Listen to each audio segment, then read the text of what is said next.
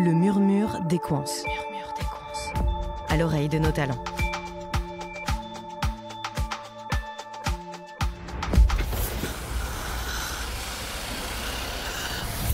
Cette semaine, on saute dans le vide. Quand on pense au vide, on pense bien sûr à l'espace. Mais saviez-vous qu'on utilise le vide dans de nombreuses applications industrielles ? Et saviez-vous d'ailleurs qu'il existe plusieurs types de vide ? C'est ce qu'on va voir dans ce nouvel épisode avec David, chargé d'affaires chez Axima Nucléaire, une entité d'Equans. Une définition que j'aime bien du vide, c'est ce qui reste quand on a enlevé tout ce qu'on connaissait. Donc aujourd'hui, par exemple, on connaît des particules, des atomes, et ainsi de suite. Donc on va les enlever. Dans 1 centimètre cube d'air, il y a un certain nombre de molécules. Ces molécules, aujourd'hui, dans des conditions à peu près normales, on va dire qu'il y a à peu près 10 milliards de molécules dans 1 centimètre cube, donc 1 centimètre par 1 centimètre par 1 centimètre. Donc lorsqu'on est descendu dans un vide scientifique, primaire ou secondaire, comme on les appelle souvent, on va se retrouver avec encore beaucoup de particules, c'est-à-dire qu'on va se retrouver éventuellement avec quelques milliards de particules. Et cela fait beaucoup de particules, mais on peut aussi le voir autrement et se dire qu'on n'est plus dans un écoulement visqueux, mais dans un écoulement qui sera cette fois-ci moléculaire, où les particules ont tendance bien à ne plus se toucher.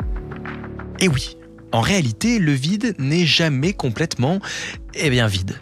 Pour mettre un environnement sous vide, on utilise un système de dépression et on pompe un très grand nombre de particules afin que celles restantes soient tellement loin les unes des autres qu'elles ne parviennent pas à se toucher. Cela permet de créer un environnement bien étanche, à l'abri des perturbations moléculaires. Mais alors, quels sont les grands besoins industriels qui nous demandent de créer du vide ? Les différents vides que l'on peut retrouver si l'on part de la pression atmosphérique, on peut retrouver ce qu'on va appeler du vide grossier, qui pourront servir par exemple à de la ventilation, à protéger des aliments. C'est ce qu'on retrouve lorsqu'on va acheter des fois de la nourriture et que celle-ci est sous vide. Et puis si on pousse un peu plus loin cette dépression, on va se retrouver dans ce qu'on appelle le vide primaire. Et donc derrière, encore plus loin, on va avoir le vide secondaire. On rentre dans un domaine un peu scientifique. Ce vide va servir à quelque part protéger un système, une fabrication, une expérimentation.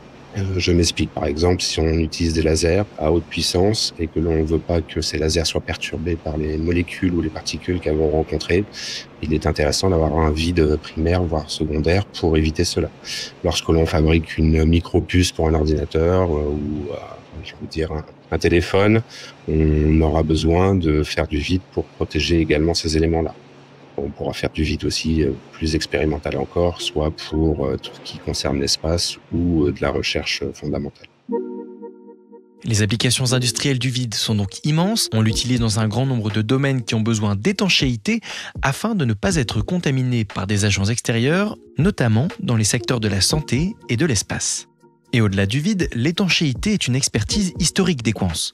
Le groupe intervient par exemple dans le secteur du nucléaire pour mener des recherches de fuite sur des assemblages machines, des boîtes à gants ou des brides et propose des solutions sur mesure en fonction des besoins des installations.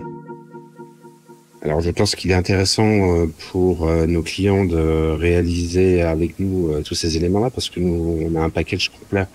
C'est-à-dire qu'on est capable de faire les études, on est capable de fabriquer des réseaux, des tuyauteries et de réaliser tout l'ensemble des tests qui sont derrière. Toutes ces fabrications-là sont faites de A à Z chez nous, les contrôles également. Et bien sûr, automatiquement, nous pouvons assurer le montage derrière de ces éléments et de nouveau les tester, réaliser les essais soit de performance de l'installation, mais également tout ce qui est lié à la sécurité, c'est-à-dire les épreuves en surpression ou les tests d'étanchéité ou les méthodes comme le ressuage sur les soudures. Et Equans a également un grand atout, David, qui est l'une des rares personnes en France à être certifié expert de niveau 3 selon les standards de la CoFriend, la Confédération française pour les essais non destructifs. Il est donc habilité par la plus haute instance à faire des essais non destructifs, autrement dit à tester la qualité et la sécurité des matériaux. La CoFriend, c'est les essais non destructifs. Ça représente plein de tests qui vont être réalisés sur des équipements fabriqués et qui vont permettre, sans détruire bien sûr l'équipement, de dire il est conforme au cahier des charges et conforme à la norme qui était souhaitée. Bien sûr, donc on va trouver plein de méthodologies, le ressuage, la radio, le visuel et encore d'autres. Et notamment, on va retrouver l'étanchéité. Aujourd'hui, pour ma part, ça fait 25 ans que je travaille dedans. Il faut être COFREN pour pouvoir appliquer certaines normes. Et depuis maintenant un peu moins de 10 ans, je suis COFREN 3 en étanchéité, ce qui me permet de penser et de trouver la meilleure solution. David travaille ainsi sur des projets de grande ampleur, comme autrefois les moteurs de la célèbre fusée Ariane. Il y a des choses extraordinaires dans le vide. J'ai eu le plaisir de travailler effectivement sur le banc d'essai des moteurs de fusée d'Ariane. On devait initier le vide autour du moteur pour que celui-ci soit dans les conditions qu'il rencontre lorsqu'il est en l'air. Et ce qui est extraordinaire, je trouvais, c'est qu'une fois que le moteur était allumé, eh bien, c'était la flamme qui entretenait le vide autour du moteur.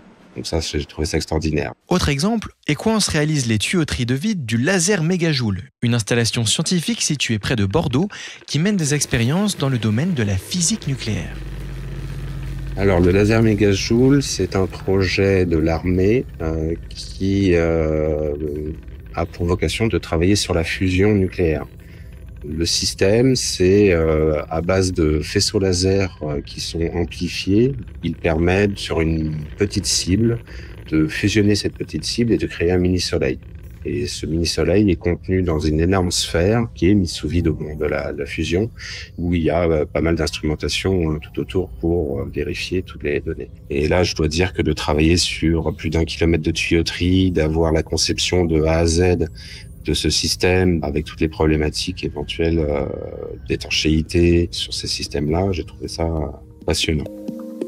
Aujourd'hui, David travaille sur ITER, un grand projet qui vise à développer la technologie des centrales nucléaires à fusion afin de produire demain plus d'énergie et d'atteindre des niveaux de sécurité encore plus hauts que ceux des centrales à fission classiques. C'est également très intéressant de voir ce projet. C'est vraiment des projets pharaoniques qui sont dans le domaine de l'étanchéité. Je dirais, voilà, le Graal quelque part dans le domaine. En tout cas, je le conçois comme ça aujourd'hui. En tout cas, voilà, j'ai plein de bons souvenirs. En tout cas, dans le domaine, c'est une passion aujourd'hui pour moi, le vide. Pour un expert du vide, David a un curriculum bien rempli. Et comme on dit, la nature a horreur du vide, car elle l'a comblé avec des défis passionnants qui ne cessent de repousser les limites de la science.